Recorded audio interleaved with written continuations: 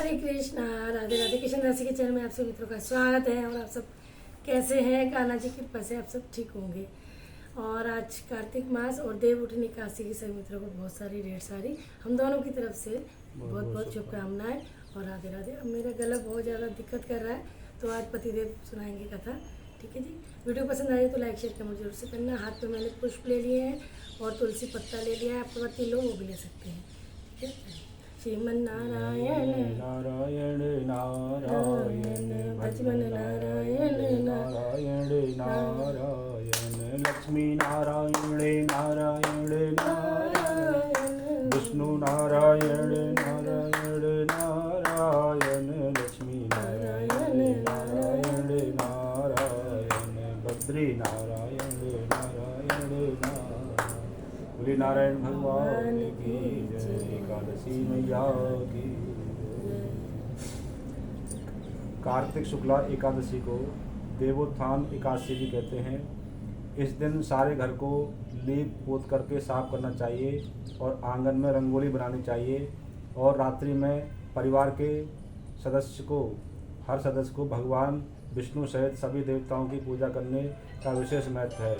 इसके साथ ही घंटा या थाली बजा करके इस प्रकार कहें कि उठो देवा आंगुरिया चटकाओ देवा।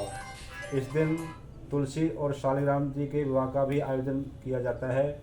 जिन दंपतियों को कन्या नहीं है वे तुलसी जी का विवाह करके कन्यादान के पुण्य के भागी बन सकते हैं।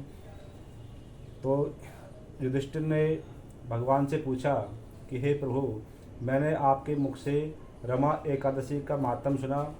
हे केशव, अब कार्तिक के शुक्ल पक्ष में जो एकादशी होती है उसकी महिमा तथा उस व्रत से क्या फल मिलता है उसे बताने का कष्ट करें।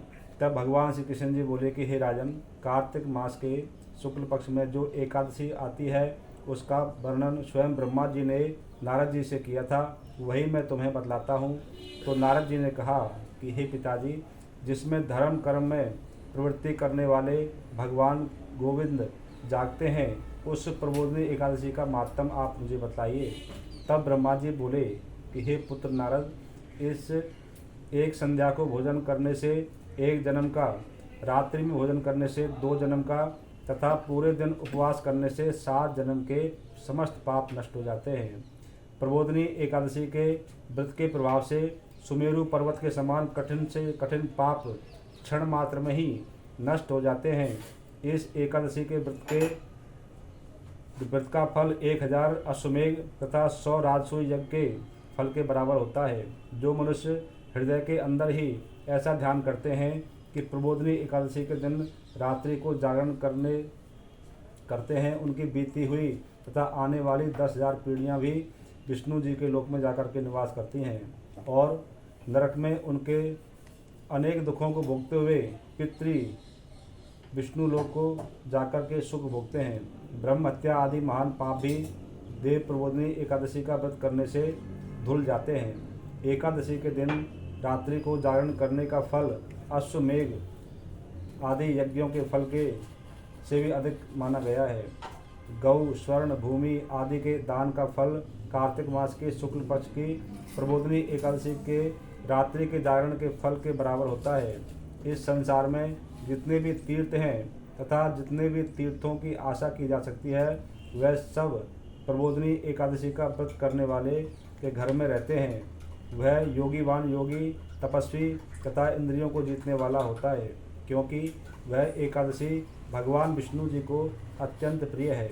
इसके व्रत के प्रभाव से कामिका, वाचिका और मानसिक पाप सभी नष्ट हो जाते हैं। इस एकादशी के दिन जो भगवान की प्राप्ति के लिए दान, तप, होम, यज्ञ आदि करते हैं उन्हें भी अक्षय पुण्य मिलता है। प्रबोधिनी एकादशी के दिन भगवान की पूजा करने से बाल, यौवन और वृद्धावस्था के समस्त पाप नष्ट हो जाते हैं। और इस एकादशी की रात्रि को जागरण करने का फल चंद्र सूर्य ग्रहण के समय स्नान करने के फल से 1000 गुना अधिक होता है। मनुष्य जन्म से लेकर के जो पुण्य करता है वह पुण्य प्रबोधिनी एकादशी के व्रत के पुण्य के सामने व्यर्थ है। इसलिए हे नारद जी, तुमको भी विष्णु भगवान की विधि पूर्वक पूजा करनी चाहिए। जो मनुष्य कार्तिक मास में धर्मपरायण होकर के अन्य व्यक्तियों का अन्न नहीं खाते, उन्हें चंद्रायण व्रत का फल मिलता है। कार्तिक मास में भगवान दान आदि से उतने प्रसन्न नहीं होते जितने कि शास्त्रों की कथा सुनने से प्रसन्न होते हैं। कार्तिक मास में जो मनुष्य भगवान की कथा को थोड़ा बहुत भी पढ़ते या सुनते हैं, उन्हें भी 100 गौदान के फल के बराबर फल मिलता है। मनुष्य अपने कल्याण के लिए विष्णु भगवान की कथा सुनते हैं, वे अपने कुटुंब का उद्धार करके 1000 गौदान का फल पाते हैं। जो मनुष्य प्रबोधनी एकादशी के दिन विष्णु जी की कथा सुनते हैं, उन्हें 7 दीपों के दान का फल मिल जाता है। जो भक्त विष्णु की भगवान की भक्ति पूर्वक कथा सुनते हैं और कथा बाँचने वाले ब्राह्मण की यथा उचित पूजा करते हैं तथा उसे संतुष्ट करते हैं, वे उत्तम लोक को जाते हैं। इस पर नारद जी बोले कि हे ब्रह्मा जी, अब आप एकादशी के व्रत का विधान कहिए और कैसा व्रत करने से कौन सा पुण्य मिलता है वह भी समझाइए। तब ब्रह्मा जी बोले कि हे नारद जी, इस एकादशी के दिन मनुष्य को ब्रह्म मुहूर्त में उठ जाना चाहिए और नदी, तालाब, कुआं आदि पर स्नान करके व्रत का नियम ग्रहण करना चाहिए और उस समय भगवान से हाथ जोड़कर विनय करनी चाहिए कि हे भगवान, आज मैं निराहार रहूँगा और दूसरे दिन भोजन करूँगा, इसलिए आप मेरी रक्षा करें। इस प्रकार विनय करके भगवान के समीप गीत, नृत्य, वाद्य तथा कथा आदि से अपना समय व्यतीत करना चाहिए और प्रबोधनी एकादशी के दिन कृपणता को त्याग करके बहुत से पुष्प, फल, अगर, धूप आदि से भगवान की आराधना करनी चाहिए। शंख के जल से भगवान को अर्घ देना चाहिए और इसका समस्त तीर्थदान आदि से करोड़ गुना फल अधिक होता है। जो मनुष्य पुष्प से भगवान की पूजा करते हैं, उनके सामने इंद्र भी हाथ जोड़ता है। कार्तिक मास में जो बिल्व पत्र से भगवान की पूजा करते हैं, उन्हें अंत में मुक्ति मिलती है। कार्तिक मास में जो मनुष्य तुलसी जी से भगवान की पूजा करते हैं, उसके 10,000 जन्म के समस्त पाप नष्ट हो जाते हैं। और जो मनुष्य इस महीने में श्री तुलसी जी के दर्शन करते हैं या उनको स्पर्श करते हैं या ध्यान करते हैं और या फिर तुलसी जी का रोपण करते हैं अथवा सेवा करते हैं, वे भी 1000 कोटि युग तक भगवान के घर में रहते हैं। समस्त मनोकामनाओं को पूरा करने वाले भगवान कदम के पुष्प को देख करके अत्यंत प्रसन्न होते हैं। यदि उनकी कदम के पुष्प से पूजा की जाए तो यमराज के दुख को वह भक्त नहीं पाता। जो गुलाब के पुष्प से भगवान की पूजा करते हैं, उन्हें मुक्ति मिलती है। और जो मनुष्य बहुल और अशोक के फूल से भगवान की पूजा करते हैं, वे अत्यंत समय तक शोक से रहित होते हैं। और जो मनुष्य भगवान विष्णु की सफ़ेद और लाल कनेर के फूलों से पूजा करते हैं, उन पर भगवान अत्यंत प्रसन्न होते हैं। और जो मनुष्य भगवान विष्णु की दुर्वा दल से पूजा करते हैं, वे पूजा के फल से 100 गुना फल अधिक पाते हैं। जो भगवान की समी पत्र से पूजा करते हैं, वे भयानक यमराज के मार्ग को सरलता से पार कर जाते हैं। जो मनुष्य चंपक पुष्प से भगवान की पूजा करते हैं, वे आवागमन से के चक्र से छूट जाते हैं। जो मनुष्य स्वर्ण का बना हुआ केतकी पुष्प भगवान पर चढ़ाते हैं, उनके करोड़ों जन्म के पाप नष्ट हो जाते हैं। जो मनुष्य भगवान के पीले और लाल वर्ण के कमल के सुगंधित फूलों से भगवान की पूजा करते हैं, उन्हें स्वत दीप में स्थान मिलता है। इस प्रकार रात्रि में भगवान की पूजा करके प्रातःकाल शुद्ध जल की नदी में स्नान करना चाहिए। स्नान करने के बाद भगवान की पूजा करनी चाहिए और इसके बाद ब्राह्मण को भोजन कराना चाहिए और दक्षिणा दे करके आशीर्वाद लेना चाहिए।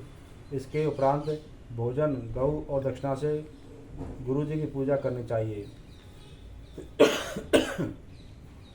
और ब्राह्मणों को बहुत सी दक्षिणा दे करके नियम को छोड़ देना चाहिए। जिस ब्राह्मण को भोजन कराएं, उसे स्वर्ण सहित बैल दान करने का भी महत्व है। जो मनुष्य यात्रा स्नान करते हैं, उन्हें दही और शहद दान करना चाहिए। जो मनुष्य फल की आशा करते हैं, उन्हें फल का दान करना चाहिए। तेल की जगह घी और घी की जगह दूध और अन्न में चावल दान करना चाहिए। जो मनुष्य इस व्रत में भूमि पर शयन करते हैं उन्हें सभी वस्तुओं सहित सैया दान करनी चाहिए, और जो भक्त मौन धारण करते हैं उन्हें स्वर्ण सहित तिल का दान करना चाहिए। जो मनुष्य बालों को धारण करते हैं उन्हें दर्पण का दान करना चाहिए। जो मनुष्य कार्तिक मास में नमक को त्याग देते हैं उन्हें शक्कर का दान करना चाहिए। और जो मनुष्य नित्य प्रति देव मंदिरों में दीप जलाते हैं उन्हें स्वर्ण या तांबे के दिए को घी तथा बत्ती सहित दान करना चाहिए। जो मनुष्य चातुर्मास व्रत में किसी वस्तु को त्याग देते हैं उस दिन से पुनः ग्रहण करना चाहिए। जो मनुष्य प्रबोधिनी एकादशी के दिन विधि पूर्वक व्रत करते हैं उन्हें अत्यंत सुख मिलता है और अंत में स्वर्ग को जाते हैं। जो मनुष्य चतुर्मास को बिना किसी विघ्न के पूरा करते हैं उन्हें फिर दोबारा जन्म नहीं मिलता।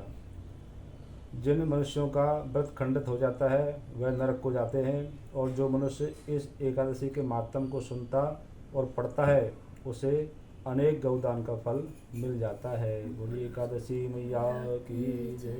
विष्णु भगवान की श्रीमन नारायण नारायण नारायण भजमन नारायण नारायण नारायण लक्ष्मी नारायण नारायण नारायण गोविंद नारायण नारायण नारायण श्रीमन नारायण नारायण नारायण। अब जो हाथ में पुष्प लिए हैं, तुलसी पत्ता लिया है, वो हम श्री हरि के चरणों में चढ़ा देंगे।